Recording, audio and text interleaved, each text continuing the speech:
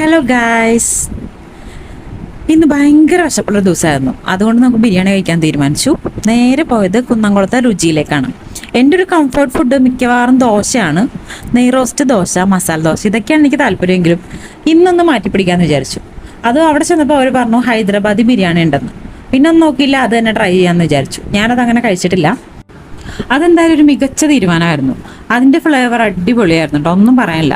ഒരു തെലുങ്കാന ഹൈദരാബാദി മിക്സ്, അതിൻ്റെ ഒരു ഫ്യൂഷൻ, അങ്ങനെ എന്തോ ആണ് ഹൈദരാബാദിനെ പറ്റി പറഞ്ഞത്. എനിക്ക് വലിയ ഐഡിയ ഇല്ല. എന്തായാലും എനിക്ക് സാധനം നന്നായിട്ട് ഇഷ്ടമായി. ഈയിടെയായിട്ട് എനിക്ക് ഇഷ്ടമായ വേറെ ഐറ്റം ഉണ്ട്.